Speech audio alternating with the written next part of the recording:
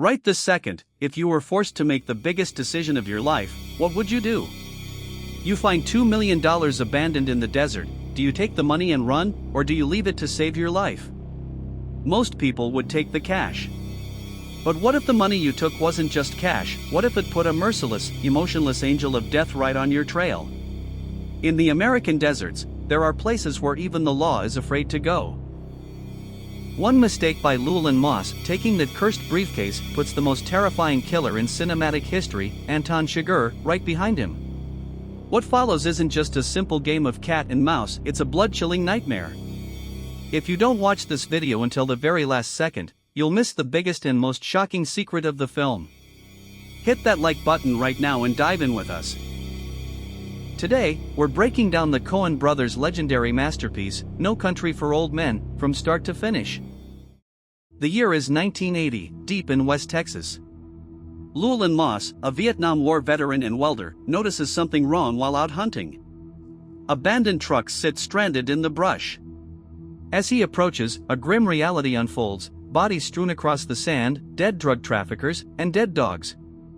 A lone surviving cartel member begs for water, but Llewellyn has none to spare. Then, he spots it near the vehicles, a heavy briefcase packed with $2 million.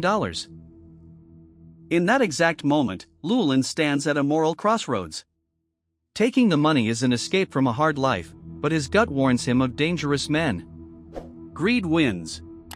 He takes the cash and heads home, completely unaware that he has just signed his own death warrant. Meet Anton Chigurh, a force of nature in human form, devoid of remorse, pity, or basic human empathy. Arrested by police, Chigurh sits handcuffed in an office. Without a flinch, he loops his cuffs around the deputy's neck, strangling him with clinical precision. Chigurh's mission is simple: track down the missing cartel money and eliminate anyone who touches it. Along the way, he stops at a remote gas station. The elderly proprietor tries to make small talk, completely unaware of the danger. Chigurh flips a coin, telling the terrified man to call it. Had the old man guessed wrong, Chigurh's weapon would have ended his life instantly. Fate spares him, just this once. Chigurh's weapon of choice isn't just a gun, it's a captive bolt pistol used for cattle. It kills in silence, strikes without warning, and operates like an unyielding angel of death. Back home, Llewellyn hides the money inside an air vent. But guilt gnaws at him. Unable to sleep, haunted by the memory of the dying man who begged for water under the blazing sun, Llewellyn makes a fatal mistake. In the dead of night, he returns to the desert with a jug of water. He tells himself he's doing a humane act. But when he arrives, the wounded man is already dead, and the trap springs shut. What Llewellyn doesn't know is that tracking devices were hidden inside the cache. Cartel hitmen and Chigurh are already closing in. His midnight errand leads him straight into the lion's den, sparking a relentless game of cat and mouse.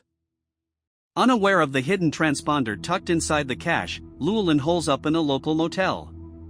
In the quiet of night, Chigurh uses a specialized receiver to track the signal, gliding silently down the motel corridor with a suppressed shotgun. Llewellyn wakes just in time, bursting through a window and escaping into the dark as gunfire rips through the walls behind him. But the nightmare doesn't end there. Chigurh unleashes vicious, trained hounds to hunt him down across the rugged terrain. Mauled and bleeding heavily, Llewellyn is forced to plunge into a freezing river just to throw off his scent. He survives the night by pure grit, but time is running out. Running parallel to this savage manhunt is Sheriff Ed Tom Bell. A seasoned lawman from a long line of peacekeepers, Bell realizes he is completely out of his depth. He investigates the trail of destruction left in Chigurh and Llewellyn's wake: bodies in the desert, bullet holes in motel walls, and shattered lives. Yet, Bell is always one step behind. Confronted by senseless cruelty, he realizes the world has transformed into something much darker and stranger than anything he ever knew. This is a profound exploration of aging, duty, and the creeping tide of evil. Badly injured, mauled by dogs, and carrying gunshot wounds, Llewellyn crosses the border into Mexico. Collapsing into a local clinic, he suffers through agonizing hours hooked up to 4 drips.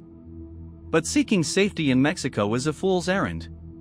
Cartel bosses know he has their money, and they hunt him with lethal efficiency. Even on a hospital bed, there is no peace. Refusing to stay down, Llewellyn rips out his IVs and runs once more, knowing that stopping means certain death.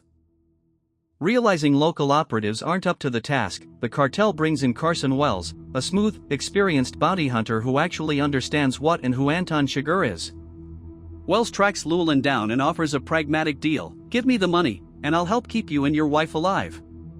But Llewellyn is far too proud and suspicious to trust anyone. He rejects Wells, trusting only his own instincts. Meanwhile, Wells prepares for an inevitable confrontation with Chigurh. Two apex predators are now hunting the same man, though only one of them truly understands the monster they are dealing with. Carson Wells sits in a hotel room, pouring a drink, waiting. The door opens silently. Chigurh enters.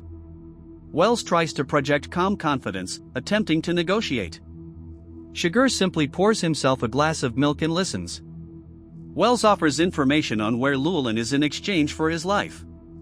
Chigurh's reply is ice cold: "If the rule you followed brought you to this, of what use was the rule?" Without a flinch, Chigurh raises his shotgun and fires. Wells crumples to the floor. Even a seasoned professional like Carson Wells is swatted away like a fly by Chigurh's absolute, chilling indifference. And then comes the film's most shocking, subversion-heavy twist, defying every Hollywood trope in the book.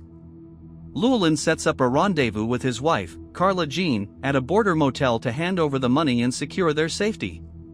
But cartel hitmen arrive first. In a bold narrative choice, the Coen brothers don't even show the shootout. We, the audience, arrive with Sheriff Bell after the dust has settled. Llewellyn Moss is found dead on the motel floor, ambushed and murdered off-screen in a brutal, unceremonious fashion. Sheriff Bell arrives too late, staring in quiet devastation at yet another body. Llewellyn's gamble has failed utterly. The money is gone, and Moss is dead. Even with Llewellyn dead, Chigurh's mission isn't completely finished. Following her mother's funeral, he returns to Carla Jean's house, sitting quietly in her bedroom when she walks in. Terrified yet dignified, Carla Jean confronts him. True to form, Chigurh produces a coin, telling her to call it, offering her a chance at survival dictated purely by chance. But Carla Jean looks right through him and delivers one of the most powerful lines in cinema: "The coin don't have no say.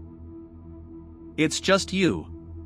She refuses to grant legitimacy to his nihilistic code. Chigurh pauses, absorbing her words, but remains unchanged. He carries out his promise. As Chigurh steps out of the house, he pauses to lift his feet, a chilling detail reflecting his absolute obsession with cleanliness, checking his boots to make sure no blood from the murder tracked onto the pavement. Yet, even for a force of nature like Chigurh, fate has one final twist. Driving through a quiet suburban neighborhood, distracted for a brief second, another car T-bones his vehicle at high speed. Chigurh crawls out from the wreckage, his arm visibly broken. Refusing medical help from local kids, he buys a shirt from them to sling his arm, takes the case, and limps away into the shadows of the town. Violence isn't defeated, it merely moves on. The film closes not with a massive shootout, but with quiet reflection. Sheriff Ed Tom Bell, retired and feeling entirely out of place in a world he no longer understands, sits at home with his wife. He recounts two dreams he had about his father. In the first one, I broke some money that he'd given me. And the second one, it was like we was both back in older times. He rode on past me and kept on going. Wrapped in a blanket and comin' on through the dark. And he had a fire and a horn fastened to a pole. And I knew that whenever I got there he'd be there. No Country for Old Men is a chilling masterpiece about a shifting world where old rules no longer work, and where evil arrives uninvited, leaving good men to navigate the dark. If you enjoyed this deep dive recap, don't forget to hit like and subscribe, and drop your thoughts in the comments below. Until next time, take care.